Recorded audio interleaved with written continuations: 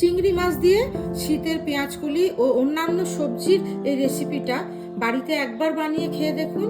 ছোট বড় সকলের খুব ভালো লাগবে। যারা সবজি খেতে পছন্দ করে না তারাও বারবার খেতে চাইবে। চিংড়ি মাছটাকে নুন হলুদ দিয়ে মাখিয়ে রাখছি। নুন হলুদ দিয়ে ভালোভাবে মাখানো হয়ে গেছে। এবার আমি মাছটাকে ভেজে নেব।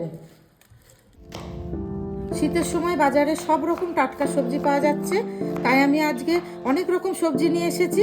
এই সবজিগুলো দিয়ে আমি আজ অসাধারণ এক রেসিপি আপনাদের দেখাবো। আজকের রেসিপি শীতের পেঁয়াজকলি দিয়ে চিংড়ি মাছ রান্না করার জন্য এখানে তেল গরম হয়ে গেছে। এখানে ফোড়নের জন্য 1 চামচ সাদা জিরে আর 2টো শুকনো লঙ্কা আর তেজপাতা রেখেছি, এটা আমি ফোড়নের মধ্যে দিয়ে দিচ্ছি। একটু নাড়াচাড়া করে নিতে হবে। জিরের একটা সুন্দর গন্ধ আসতে পারে। আমি এখানে আলু আর গাজর কেটে রেখেছি, এইটা এর সঙ্গে অ্যাড করে দেবো। জিরের খুব সুন্দর একটা গন্ধ বার হয়েছে। এবার আমি আলু আর গাজরটা এর মধ্যে অ্যাড করে দিচ্ছি। 3-4 মিনিট হাই ফ্লেমে এটাকে আমি কুক করতে থাকবো।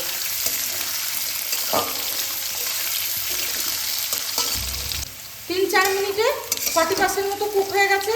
এখানে মিডিয়াম সাইজের 2টো পেঁয়াজ কুচিয়ে রেখেছি, আমি এর মধ্যে দিয়ে দিচ্ছি। পেঁয়াজের হালকা রং চলে এসছে। এখানে ছোট ছোট করে কেটে রাখা ফুলকপিটা এর সঙ্গে অ্যাড করে দিচ্ছি।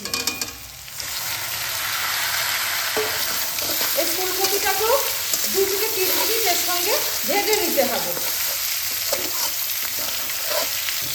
কপিটা ভাজা হয়ে গেছে খুব ভালোভাবে।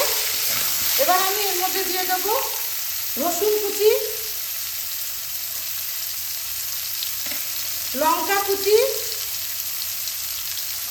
এটাকে ভালোভাবে 2 মিনিট নাড়াচাড়া করে নেবে। এর মধ্যে রসুন কুচি ও লঙ্কা কুচি এর সঙ্গে মিশানো হয়ে গেছে ভালোভাবে। এবার আমি মিডিয়াম টু হাই ফ্লেমে এটাকে 5-6 মিনিট কুক করবো। 5 থেকে 6 মিনিট হয়ে গেছে। এবার আমি এই গুঁড়ো মশলাগুলো এর মধ্যে অ্যাড করবো। হলুদ 1 চামচ, কাশ্মীরি লঙ্কার গুঁড়ো 1/2 চামচ,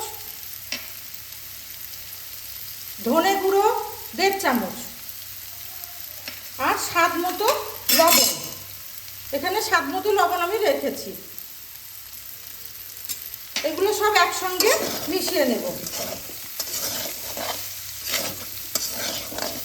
মশলাগুলো খুব ভালোভাবে মেশানো হয়ে গেছে। এবার আমি কেটে রাখা পেঁয়াজ কলিগুলোকে এর মধ্যে দিয়ে দেব। 2 থেকে 3 মিনিট হাই ফ্লেমে এটা কুক করতে দেবো ঢাকনা চাপা দিয়ে। এবার আমি ঢাকনা চাপা দিয়ে দিচ্ছি।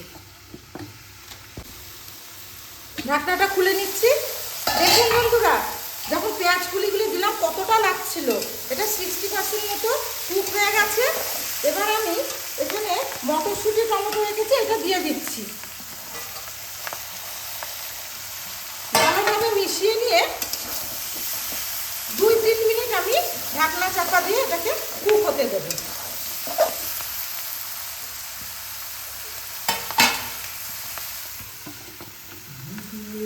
ঢাকনাটা খুলে দেখি, এখানে সব সবজি ভালো মতো কুক হয়ে গেছে। সব সবজি ভালো মতো কুক হয়ে গেছে। এখানে ভেজে রাখা, হালকা করে ভেজে রাখা চিংড়ি মাছটা এর সঙ্গে অ্যাড করে দিচ্ছি। মাছটা ভালোভাবে মেশানো হয়ে গেছে। এবার আমি 1.5 মিনিট এটা কুক করতে দেব। মেশানো হয়ে গেছে। এবার ঢাকনা চাপা দিয়ে দিচ্ছি।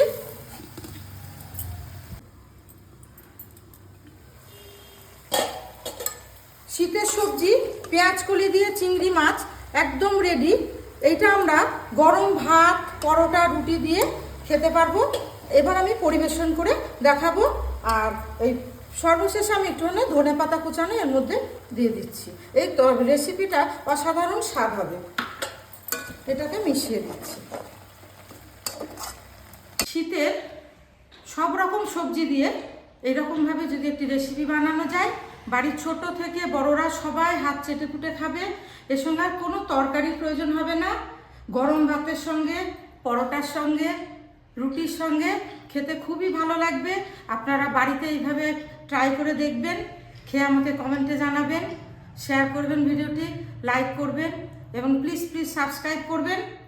আর বাচ্চাদেরকে এইভাবে সবজি রান্না করে খাওয়ালে ওরা সবজি খাওয়ার অভ্যাসটা থেকে যাবে। খুব ভালো হয় তোমার। চিংড়ি মাছ দেওয়াতে সবজিটা স্বাদ একদম অসাধারণ হয়ে গেছে, ডবল টেস্ট হয়ে গেছে। ডাবল টেস্ট হয়ে গেছে। তোমরা খাও। খুব আমার সুন্দর ছেলেও লাগছে খেতে। আমার ছেলেও সবজি খায় না, কিন্তু আজকে ওকে আমি এতগুলো সবজি খাওয়াতে পারছি এই মাছ দিয়ে, চিংড়ি মাছ দিয়ে এই রেসিপিটা করার ফলে। আপনারাও বাড়িতে এইভাবেই ট্রাই করবেন। ভিডিওটি ভালো লাগলে এই চ্যানেলটিকে অবশ্যই সাবস্ক্রাইব করবেন। অনেক বন্ধুরা আছেন যে আমার ভিডিওটি দেখছেন কিন্তু সাবস্ক্রাইব করছেন না, অবশ্যই তারা সাবস্ক্রাইব করবেন। আর যারা সাবস্ক্রাইব করেছে অলরেডি তাদেরকে অনেক ধন্যবাদ, যারা দেখছেন তাদেরকেও অনেক ধন্যবাদ।